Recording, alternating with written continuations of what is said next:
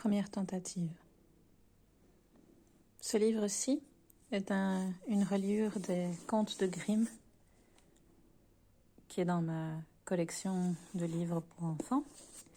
C'est un livre qui a été imprimé en 1967 avec de magnifiques illustrations qui représentent bien l'époque et qui a été pendant un temps propriété de la ville de Liège avant que je le trouve chez un revendeur de livres.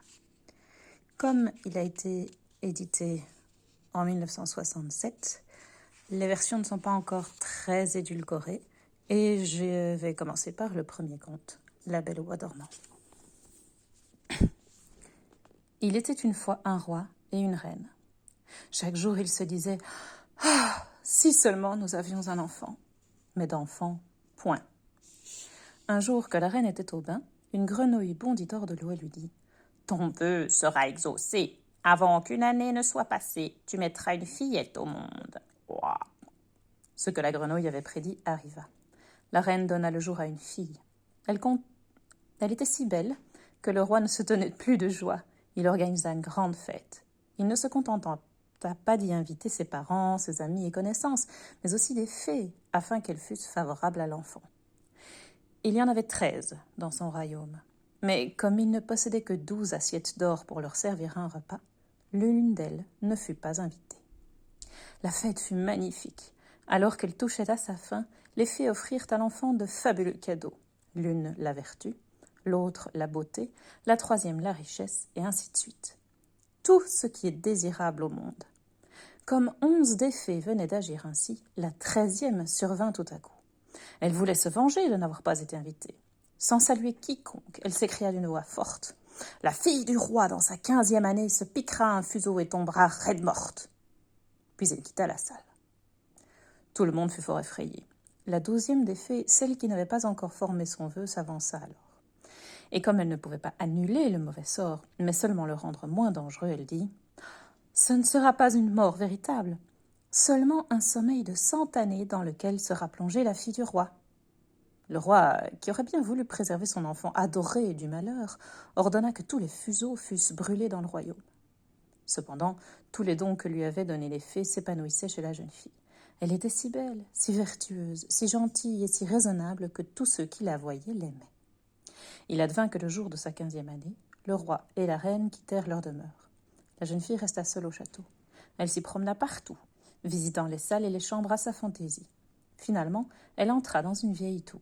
Elle escalada l'étroit escalier en colimaçon et parvint à une petite porte. Dans la serrure, il y avait une clé rouillée. Elle la tourna, la porte s'ouvrit brusquement.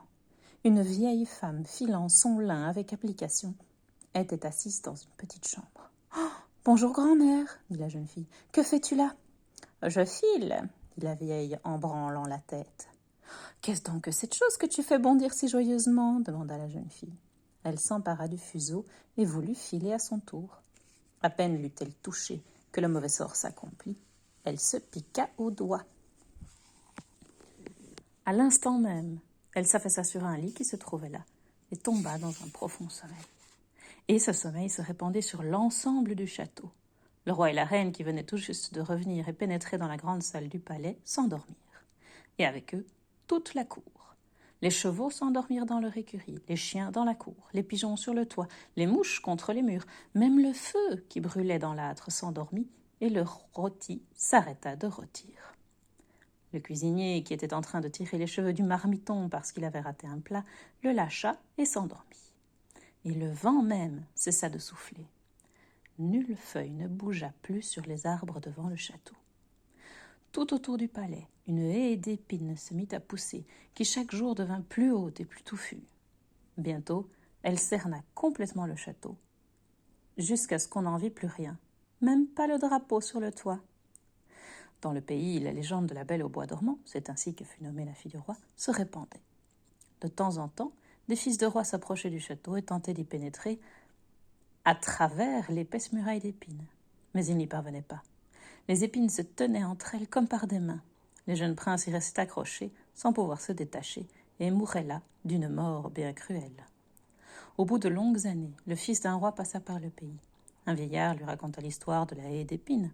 Derrière elle, il devait y avoir un château, dans lequel dormait depuis 100 ans la merveilleuse fille d'un roi appelée la Belle au bois dormant. Avec elle dormait le roi, la reine et toute la cour.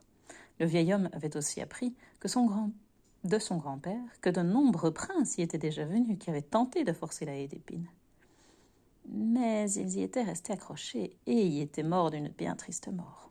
Le jeune homme dit alors « Je n'ai peur de rien, je vais y aller. Je veux voir la Belle au bois dormant. » Le bon vieillard voulut l'en empêcher, mais il eut beau faire, le prince ne l'écouta pas. Or, les 100 années étaient justement écoulées, et le jour était venu où la Belle au bois dormant devait se réveiller. Lorsque le fils du roi s'approcha de la haie d'épines, il vit de magnifiques fleurs qui s'écartaient d'elles-mêmes sur son passage et lui laissaient le chemin. Derrière lui, elles reformaient une haie. Dans le château, il vit les chevaux et les chiens de chasse tachetés qui dormaient. Sur le toit, les pigeons se tenaient la tête sous l'aile, et lorsqu'il pénétra dans le palais, il vit les mouches qui dormaient contre les murs. Le cuisinier, dans la cuisine, avait encore la main levée comme s'il voulait attraper le marmiton, et la bonne était assise devant une poule noire qu'elle allait plumer. En haut, sur les marches du trône, le roi et la reine étaient endormis. Le prince poursuivit son chemin, et le silence était si profond qu'il entendait son propre souffle. Enfin, il arriva à la tour et poussa la porte de la petite chambre où dormait la Belle. Elle était là, si jolie qu'il ne put en détourner le regard. Il se pencha sur elle et lui donna un baiser. Alors, la Belle au bois dormant s'éveilla, ouvrit les yeux et le regarda en souriant. Ils sortirent tous deux, et le roi s'éveilla à son tour, et la reine, et toute la cour, et tout le monde se regardait avec de grands yeux. Dans les écuries, les chevaux se dressaient sur leurs pattes et s'ébrouaient. Les chiens de chasse bondirent en remuant la queue. Sur le toit, les pigeons sortirent la tête de sous leurs ailes, regardèrent autour d'eux et s'envolèrent vers la campagne. Les mouches, sur les murs, reprirent leur mouvement. Dans la cuisine, le feu s'alluma, flamba et cuisit le repas. Le rôti se mit à rissoler. Le cuisinier donna une gifle au marmiton, si fort que celui-ci en cria, et la bonne acheva de plumer la poule. Le mariage du prince et de la Belle au bois dormant fut célébré avec un faste exceptionnel, et ils vécurent heureux jusqu'à leur mort.